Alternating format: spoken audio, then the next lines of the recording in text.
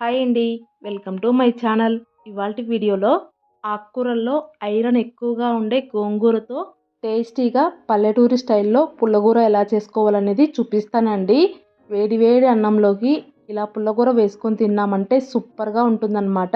మీరు ఎప్పుడు గనక ట్రై చేయకపోతే తప్పకుండా ట్రై చేయండి. అలాగే ఎవరైనా ఫస్ట్ టైం ఛానల్ చూస్తున్న వాళ్ళు ఉంటే సబ్స్క్రైబ్ చేసుకోండి.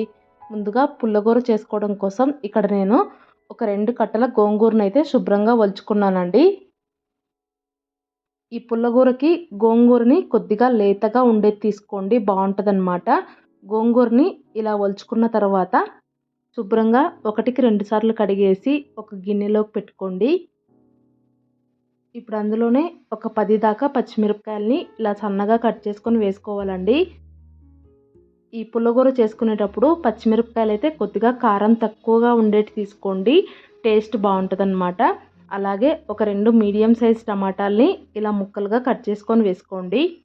ఇంకా ఒక 2 మీడియం సైజ్ ఉల్లిపాయలని కూడా ముక్కలుగా కట్ చేసుకొని వేసుకోండి.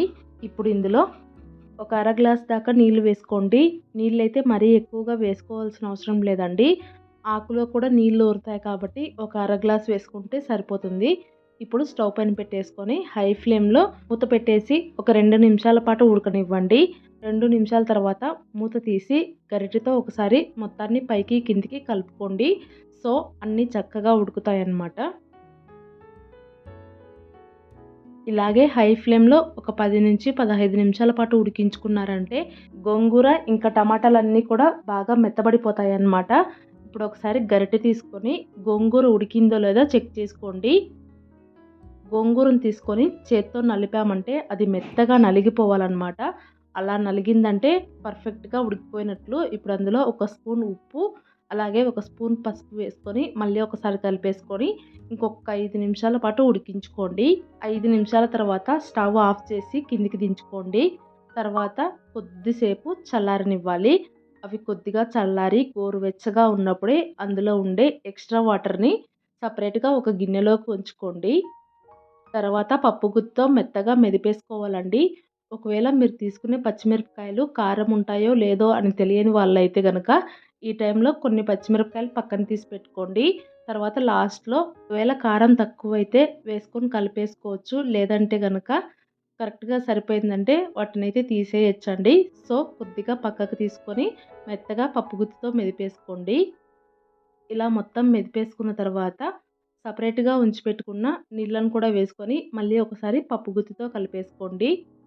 మొత్తం ఇలా కలిపేసుకున్న తర్వాత ఫైనల్‌గా ఒకసారి సాల్ట్ అయితే చెక్ చేసుకోండి. ఒకవేళ సరిపోకపోతే ఇంకొక స్పూన్ సాల్ట్ వేసుకొని మళ్ళీ ఒకసారి బాగా పప్పు గుత్తితో కలిపేసేయాలి. ఇలా కలిపేసుకొని పక్కన పెట్టేసుకోండి. ఇప్పుడు తాలింపు పెట్టుకోవడం కోసం గ్యాస్ పైన ఒక ప్యాన్ పెట్టుకొని 2 టేబుల్ స్పూన్ల ఆయిల్ వేసుకోవాలి.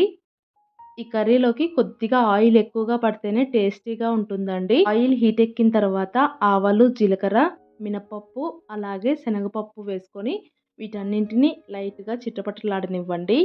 తాలింపు గింజలు లైట్‌గా కలర్ చేంజ్ అయిన తర్వాత ఇప్పుడు అందులో సన్నగా కట్ చేసి పెట్టుకున్న ఉల్లిపాయ, అలాగే సన్నగా కట్ చేసి పెట్టుకున్న తెల్లబాయలు వేసుకోండి. ఇక్కడ నేనైతే చిన్న ఉల్లిపాయ, అలాగే ఒక 4, 5 తెల్లబాయలు వేసుకున్నానండి. 2 వేసుకున్న తర్వాత కొద్దిసేపు కలుపుకుంటూ లైట్‌గా కలర్ చేంజ్ అయ్యేంత వరకు ఫ్రై చేసుకోవాలి.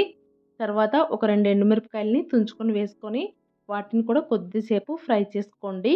ఫైనల్‌గా తాలింపు మొత్తం బాగా ఫ్రై అయిన తర్వాత కరివేపాకు కూడా వేసుకొని దాన్ని కూడా కొద్దిసేపు ఆయిల్‌లో ఫ్రై చేసుకున్న తర్వాత మంటని హై ఫ్లేమ్‌లోనే ఉంచుకొని మనం ఎనిపి పెట్టుకున్న పుల్లగూరనైతే వేసేసుకోవాలండి. తాలింపు ఖచ్చితంగా గోల్డెన్ బ్రౌన్ కలర్‌లోకి రావాలన్నమాట. అలా వస్తేనే టేస్టీగా ఉంటుందండి. ఇలా తాలింపు మొత్తం వేసుకున్న తర్వాత మొత్తం ఒకసారి కలిపేసుకొని ఒకసారి టేస్ట్ చెక్ చేసుకోండి. సాల్ట్ ఏమైనా సరిపోకపోతే కొద్దిగా వేసుకొని కలిపేసుకున్నారంటే గోంగూర పుల్లగూర అయితే రెడీ అయిపోతుందండి. చూసారు కదా! చేసుకోవటం అయితే చాలా సింపుల్. ఇంకా టేస్ట్ కూడా చాలా చాలా బాగుంటుందన్నమాట. మీరు ఎప్పుడు గనక ట్రై చేయకపోతే తప్పకుండా ట్రై చేయండి. గోంగూర అయితే హెల్త్‌కి చాలా మంచిదన్నమాట. అలాగే గోంగూరలో ఐరన్ కూడా చాలా ఎక్కువగా ఉంటుందండి. సో వారానికి ఒక్కసారైనా కూడా తప్పకుండా గోంగూరను తీసుకోవాలన్నమాట. మీరు కూడా గోంగూరతో ఇలా ఒక్కసారి చేసుకొని తినండి. మళ్ళీ మళ్ళీ తినాలనిపిస్తుందనమాట. అంత టేస్టీగా ఉంటుందండి. మీరు కూడా ట్రై చేసి మీ వాల్యుబుల్ ఫీడ్‌బ్యాక్‌ని కామెంట్ సెక్షన్‌లో తెలియజేయండి. అలాగే ఈ వీడియో మీకు నచ్చినట్లయితే ప్లీజ్ లైక్ చేయండి. మీ ఫ్రెండ్స్ అండ్ ఫ్యామిలీ మెంబర్స్‌తో షేర్ చేసుకోండి. ఇంకా మరెన్నో సింపుల్ రెసిపీస్ కోసం ఛానల్‌ని సబ్స్క్రైబ్ చేసుకోండి. Thank you for watching. Bye bye.